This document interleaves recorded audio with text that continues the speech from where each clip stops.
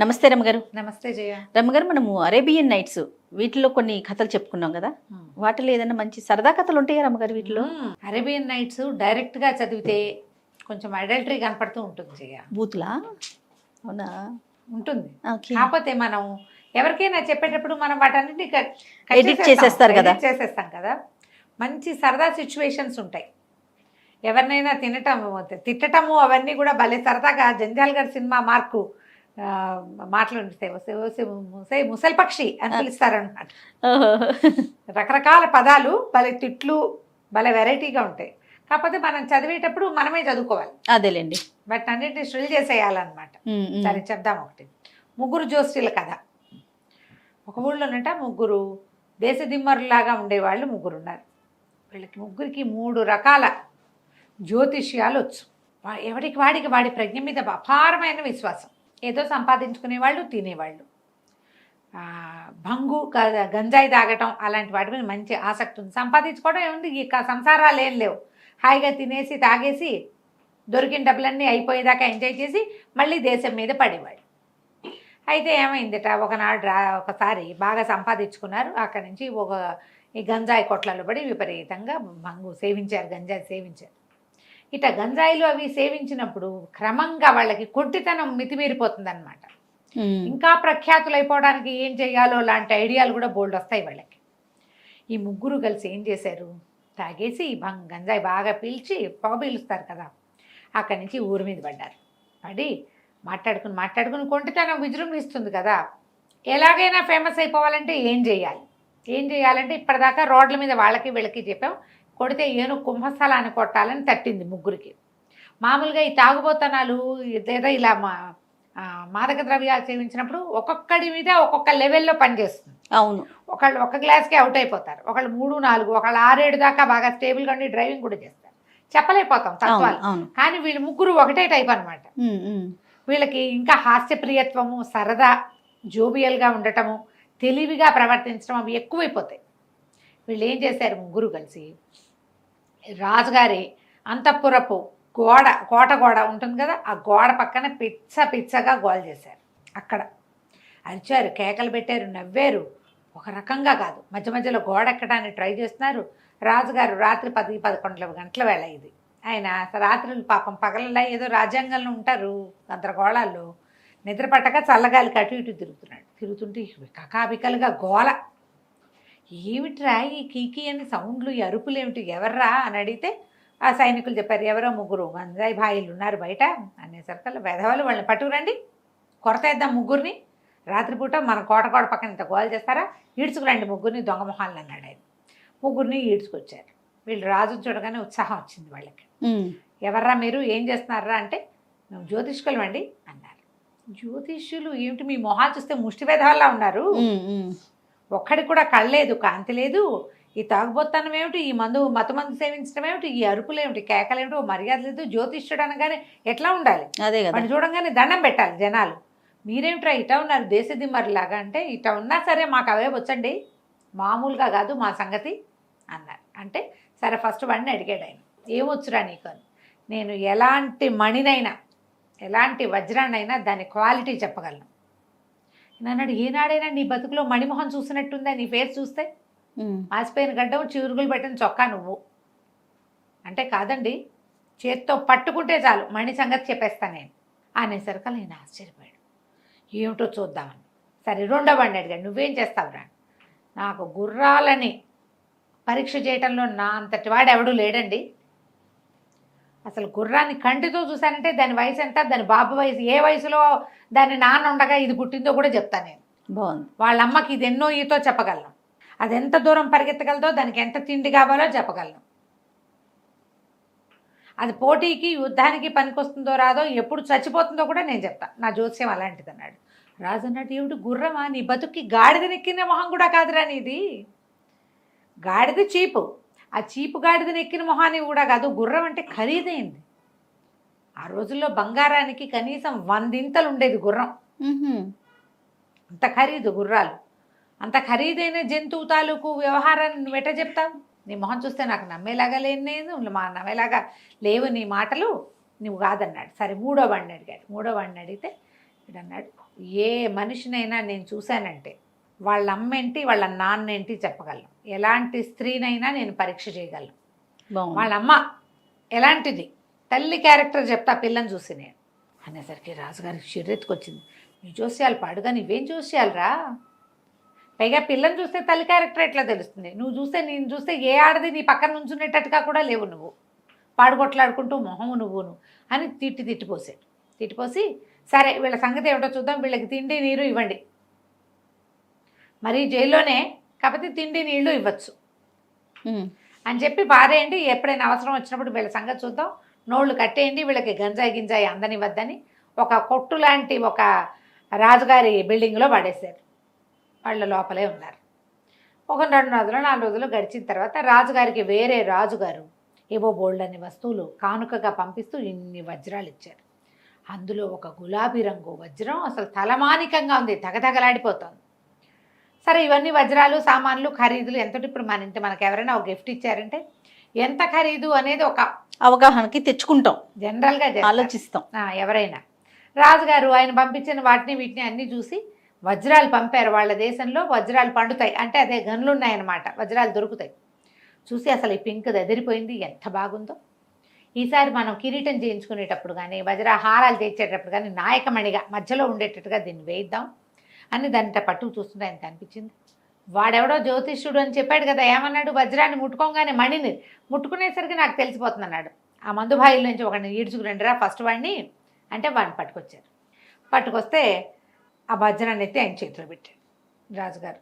ఈ మణి ఎంత ఖరీదు ఉంటుందో చెప్పు అనగానే ఆ ముట్టుకోగానే అన్నాడు, చిచ్చి ఇది పిచ్చిదండి, గుడ్డి గవ్వ విలువ చేయదు ఇది, అబ్బా పైగా ఇందులో దోషం ఉంది, దీని లోపల పురుగుంది అన్నాడు. అనగానే రాజు అన్నాడు, ఇది పిచ్చి కుక్కలాగా మొరక్కూడదు, ఒక రాజుగారు ఒక సుల్తాను ఇంకో సుల్తానికి బహుమతిగా పంపించిన వస్తువు, పిచ్చిది వాళ్ళు ఎందుకు పంపుతారు చెప్పు అనేసరికి నాకు అవన్నీ తెలియవండి అని వజ్రాల మీద చేతులు వేసాడు. ఇవన్నీ ఖరీదైనవే, ఇది మాత్రం పిచ్చిది, గుడ్డి గవ్వ కూడా విలువ చేయదు, ఇది కావాలంటే పగలగొట్టి చూసుకోండి అన్నాడు. అనేసరికి రాజు గుండు మండిపోయింది. మండిపోగానే ఎవరే వీడిని కొరతేసేయండి రా అన్నాడు. అనగానే పక్కన వజీర్ అన్నాడు, అట్లా కాదండి, ఏదో చెప్పాడు కదా, టెస్ట్ చేయించి చూద్దాం, మామూలు మణులు పగల నేలకేసి కొట్టామనుకో పగలవు, వజ్రాన్ని వజ్రంతోనే కొయ్యాలి అని చెప్తారు కదా. అవునవును, చీత కొడితే కానీ అది దెబ్బలు తగలదు. వీడు చెప్పే ప్రకారం అందులో దోషం ఉంది, పురుగుంది అంటున్నాడు, చూద్దాం అనేసరికి రాజు అన్నాడు, సరే ఇదేదో బాగానే ఉందని ఆ రాయ వజ్రాన్ని ఇట్లా నేలకేసి కొట్టాడు. కొట్టేసరికి భళ్ళు అని పగిలిపోయేది, అందులో నుంచి లుకలుకలాడుతూ ఒక పురుగు బయటకు వచ్చింది. ఆశ్చర్యపోయాడు సుల్తాన్, ఊరు వీడి దుంపతేగా వీడు ఎటా చెప్పాడు అంటే వీళ్ళు చెప్పినట్టుగా ఉందన్నమాట వీళ్ళ దగ్గర ఏదో వ్యవహారం. సరే ఒరే ఆ మొదటివాడికి తిండి నీళ్ళు డబల్ చేయండి, మాంసాహారం ఇవ్వండి, కొంచెం సారాయి కూడా ఇవ్వండి, ప్రమోషన్ ఇచ్చాడు. వాడిని పంపించేసి కొన్ని రోజులు గడిచాక బోలెడన్ని గుర్రాలు అమ్మకానికి వచ్చాయి. అసలు కొన్ని గుర్రాలు అయితే నిగలా ఆడిపోతూ ఎంత బాగున్నాయో, భలేగా ఉన్నాయి. సరే రాజుకి గుర్తొచ్చింది, వాడెవడో త్రాష్ట్రుడిలో ఉన్నవాడు ఒకడిని జైల్లో పెట్టాం, వాడు తోటివాడు ఏదో జ్యోతిష్యం చెప్పాడు, వీడేం చెప్తాడో చూద్దాం, నా గుర్రాల గురించి బాగా తెలుసు అన్నాడు, పిలవండి అన్న.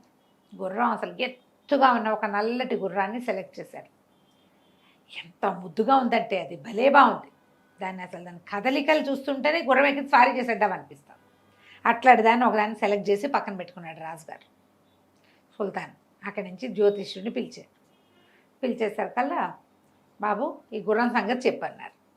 ఈ గుర్రాన్ని చూసి, అబ్బో భలే జాతి అయిన గుర్రం అండి ఇది చాలా బలమైంది, చాలా క్షమత ఉంది, ఎంత దూరం పరిగెత్తినా పైన కూర్చొని వాడు బగర్చాల్సింది కానీ ఇది బగర్చదు, మంచి జాతి. మరి కాకపోతే ఒకటే లోపం అండి, దీని మిగిలిన వ్యవహారాలన్నీ నేను చెప్పాను కానీ ఇది గుర్రానికి సముద్రపు గేదెకి పుట్టింది అని చెప్పాడు. ఓహో అనేసరికి రాజు తెల్లబడి, నీ దుంపదేగా ఇంత మాట అంటావా, అట్లాంటి దాన్ని అమ్మకానికి తెస్తారా, వీడిని కొరతేసేయండి రా అన్నాడు. ఇట్లా పిచ్చి మాట కదా అది అనేసరికల్లా వజీర్ అన్నాడు, వీడి కొరత కాదండి, మొదటి వాడిది మనం ప్రూవ్ చేసాం, వీడి సంగతి చూద్దామంటే అక్కడి నుంచి ఈ గుర్రాల వర్తకులు ఉంటారు. వర్తకులు ప్రతి గుర్రానికి ఒక లిస్ట్, ఒక విషయం మెయింటైన్ చేస్తారు, ఒక సర్టిఫికేట్ ఉంటుంది. వజ్రాలకు సర్టిఫికేట్లు ఉంటే గుర్రాలు కూడా సర్టిఫై చేస్తారు. అలా ఉంటుంది. మదర్ ఏ జాతికి చెందింది, ఫాదర్ ఏ జాతికి చెందింది, ఎన్నో ఈత, ఫాదర్ వల్ల కలిగిన సంతానంలో ఇదెంత, మదర్ వల్ల కలిగిన సంతానంలో దీని నెంబర్ ఎంత, మదర్ ఏ దేశం ఫాదర్ ఏ దేశం, ఆ క్లారిటీ ఉంటుంది. వాడు ఏం చేశాడు, ఓ బాక్స్ తీసి గుర్రానికి ఓ నెంబర్ ఉంది, ఆ నెంబర్ ప్రకారం చూసి ఇదండి మరి అరేబియన్ గుర్రానికి సముద్రపు గేదెకి పుట్టిందండి అన్నాడు. అందులో ఉంది ఆ కాగితాల్లో. ఆయన ఆశ్చర్యపోయాడు. ఓరిని వీడు ఎట్లా కనిపెట్టాడు గుర్రాన్ని, మనం చూసినా మనకు తెలియలేదు, ఇన్నేళ్ల నుంచి గుర్రాలు తోలుతున్నాం, ఏమిటి వీడికి తెలిసింది, ఎట్లా తెలిసింది అంటే మళ్ళీ వాడిని ఈడ్చుకొచ్చారు. కొరతేయడానికి లాక్కుపోయారు కదా, ఈడ్చుకొచ్చేసరికి వాళ్ళు వాడిని అడిగాడు, ఎలా తెలిసింది నీకు ఎట్లా తెలుసు అంటే, ఏముందండి దీని గిట్టలు చూడండి, గుర్రపు గిట్టలు కాదు ఇవి, సముద్రపు గేదె గిట్టలు, ఓకే అంచేతే ఇక ఇట్లా అర్థమైంది. మిగిలినంత గుర్రాల్లా ఉంది, ఆ ఒక చోట మాత్రం దాని తల్లి లక్షణాలు దానికి కనపడుతున్నాయి అని చెప్పాడు. రాజు చాలా ఆశ్చర్యపోయాడు. ఊరు వీడి చూసాం, వీడికి ఫుడ్ త్రిబుల్ చేయండి అన్నాడు. వాడు ఎంత అడిగితే అంత పెట్టండి అని పంపేశాడు. ఈ కొన్ని రోజులు గడిచాక రాజుగారికి వీళ్ళిద్దరినీ టెస్ట్ చేసాం, మూడో వాడిని కూడా టెస్ట్ చేయాలని పుట్టింది. రాజుగారికి బహుసుందరీమణులైన భార్యామణులు బోడంతమంది ఉన్నారు. ఓకే. ఆయనకి ఆఖరి భార్య అంటే భలే ముద్దు, ఎంత బాగుంటుందో, కూర్చుని పున్నాగల్లే ఉంటుంది. సరే ఏం చేశాడు, ఆ మూడో వాడిని లాక్కురండి రాని, సరే అంతఃపురంలోకి తీసుకెళ్ళి ఈ కరెక్ట్గా ముసుకేసుకుని కూర్చున్న భార్యను పిలిచి, నీ మొహం చూపించు వీడికి అని చెప్పాడు. చెప్పేసరికి అలా ఆ పిల్ల చక్కగా ముసుగు తీసి నుంచు, చాలా బాగుంది, సరేనన్నాడు. చెప్పు ఈ అమ్మాయి జాతి అయిందా కాదా అన్నాడు. అనేసరికి క్షమించండి బాబు, మరి నేను చెప్తే మీరేమంటారో, ఈ లక్షణాలు చెప్పు. ఇతను ఏం చెప్పగలడు, తల్లికి ఏదైనా ఇతరత్ర సంబంధాలు ఉన్నాయా కూడా చెప్పగలడు వీడు. నేను చెప్పాడు అట్లా. అయితే అమ్మాయి చాలా అందంగా ఉందండి, మన ఏమనాలి దాన్ని, రాణిగారిని ఏదో అంటారు కదా, పేరు గుర్తురాడు, బేగం గారు, బేగం చాలా అందగత్తే, అసలు ఇటీవల కాలంలో ఇంత అందగత్తైన రాణి లేదు, కాకపోతే ఈవిడ గజియా అనే ఒక సంచార జాతికి చెందిన వ్యభిచారికి పుట్టింది ఈ అమ్మాయి అని చెప్పాడు. వ్యభిచారం చేస్తూ జీవించే స్త్రీ ఈ పిల్ల తల్లి. అనగానే రాజుకి పిచ్చి పిచ్చి కోపం వచ్చేసింది, కత్తే దూసేసాడు. దూసేస్తే ఈ వజీర్ అన్నాడు, అసలు అడగటమే తప్పు, అడిగాక మనం నిజం తెలుసుకోవాలి. ఈ అమ్మాయి తండ్రి మనకు తెలుసు, మనకి దూరపు బంధువు, మన జాతి వాడే, తల్లి సంగతి మనకు తెలీదు, ఆయన మన ఊళ్ళోనే ఉన్నాడు, ముందు ఆయన్ని పిలిపించి అడుగుదాం.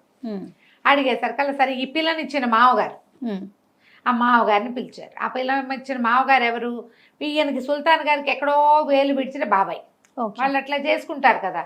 ఆయన ఈ పిల్లని తెచ్చి ఇక్కడ తీసుకొచ్చి మహాద్భుత సౌందర్యవతి నీకు ఇచ్చి పెళ్లి చేస్తానని పెళ్లి చేశాడు. అడిగేసరికల్లా సరే ఆయన వచ్చి ఏం చెప్పాడు, ఆయన ఈ పిల్ల నా కన్న కూతురు కాదు, నేను ఎడార్ల వెంట చాలా కాలం తిరిగాను, ఎన్నో రకాల బిడార్లతో పాటు తిరిగినప్పుడు ఈ మన ఎడార్లలో గజియా అనేది ఒక సంచార జాతి, అందులో స్త్రీలు ఎడారిలో తిరిగే ప్రయాణికులతోటి వ్యభిచారంలో ఉంటారు, అలా సంపాదించుకుంటారు. ఒక్కసారి నేను ఎడారిలో తిరుగుతున్నప్పుడు ఒక సంచార జాతి వాళ్ళు తారసపడ్డారు, నేను కొంతకాలం ఉన్నా అక్కడ. అప్పట్లో ఏంటంటే ప్రయాణాలు ఎక్కడ పడితే అక్కడ ఆగిపోయేవాళ్ళు, అక్కడ వాళ్ళకి తిండి నీళ్లు తిప్పలు చూడడానికి లేదా ఈ రకరకాల వ్యవహారాలకి మనుషులు దొరికేవాళ్ళు, వాళ్ళు అక్కడే ఉంటారు, ఈ వ్యాపారులు వెళ్ళిపోయేవాళ్ళు. అయితే ఒకసారి నేను తిరిగి వస్తూ ఉంటే ఈ గజా జాతికి చెందిన సంచార స్త్రీలంతా వెళ్ళిపోయారు. ఒక ఖర్జూరపు చెట్టు కింద ఒక చిన్న 5 ఏళ్ల పిల్ల దొరికింది నాకు. ఆ స్త్రీలలో ఎవరితో ఒకటి ఈ పిల్ల తల్లి. ఆడపిల్లలు పుడితే పిల్లల్ని పెంచుకుని మళ్ళీ పిల్లల్ని అదే వృత్తిలో దించుతారు వాళ్ళు. అయితే నేను ఆ బిడారు మొత్తం వెళ్ళిపోయింది. మా బిడారులో కూడా మా ఎద్దుకి కాలు విరగటం వల్ల నేను కొంతసేపు ఆగిపోయాను, ఎద్దుకు అది ఒంటకి. దాంతో ఏం చేశాను, చూసేసరికి అలా పిల్ల మాత్రం మహాముచ్చటగా ఖర్జూర పండల్లే ఉందని రాస్తాడు కథలో. పిల్ల అందంగా ఉందని నేను ఎత్తుకొచ్చేసాను, నేనే పెంచుకున్నాను. 5 ఏళ్ల పిల్లని తెచ్చా, దానికి 17 ఏళ్ళు వచ్చాక నీకు ఇచ్చి పెళ్లి చేశాను. దీనికి నేను తండ్రిని గాను, తల్లి ఎవరో నాకు తెలీదు, నాకు ఆ సంచార జాతి స్త్రీలు ఉండే చోటే దొరికింది అనగానే రాజుగారు హతాశుడైపోయాడు. అలాంటి వాళ్ళని ఇంట్లో ఉంచుకోకూడదు, పరుగు పోతుంది. పైగా ఈ అబ్బాయి ఏమిటి, తన బాబాయ్ వేలు విడిచిన బాబాయ్ కూతురని నమ్ముతున్నాడు ఇప్పుడు దాకా. అయితే ఇలా కూడా ఉంచుకోవచ్చు, ఆవిడని రాణిగా బేగంగా ఆవిడని చేసి మల్కాయాలిగా చేయడానికి వీలు లేదు, అలా చేయకూడదు, మామూలుగా తమతో ఉంచుకోవచ్చు. రాజు విపరీతంగా ఆశ్చర్యపోయాడు. వీడిని అడిగాడు, నీకు ఎట్లా తెలిసింది అంటే అప్పుడు అతను ఏం చెప్పంటే, మొహం చూపించారు కదా మీరు, ఆ గజియా జాతి సంచార జాతి వాళ్ళకి ఐబ్రోస్ కలిసి ఉంటాయి. తర్వాత ఇలాంటి నల్లటి కనుపాపలు మన ఏరియాలో ఉండవు, మనమంతా వేరే రంగులో ఉంటాయి కళ్ళు. ఆ డార్క్ ఐస్, రెప్పలు, ఇవి కనుబొమ్మలు కలిసి ఉండటం గజియా వాళ్ళ ప్రత్యేకత, వాళ్ళ సౌందర్యం అదే. ఈ పిల్లకి ఈ లక్షణం ఉంది, అందుకని నేను చెప్పగలిగాను అన్నాడు. రాజు పరమాశ్చర్యపోయి, జోస్యాల్లో ఇలాంటివి కూడా ఉన్నాయని వీళ్ళ ముగ్గురికి బోల్డ్ డబ్బులు ఇచ్చి, మీరు అక్కడ ఇక్కడ ఉండద్దు, నా దగ్గరే ఉండండి, నాకు వజ్రాలు చూడాలి, గుర్రాలు చూడాలి, స్త్రీలను కూడా చూడాలి అని చెప్పి ఎక్కువ జీతాలతోటి వాళ్ళని తన దగ్గరే ఉంచుకున్నాడు. కథ కంచికి మనం ఇంటికి. బాగుంది. నమస్తే. నమస్తే.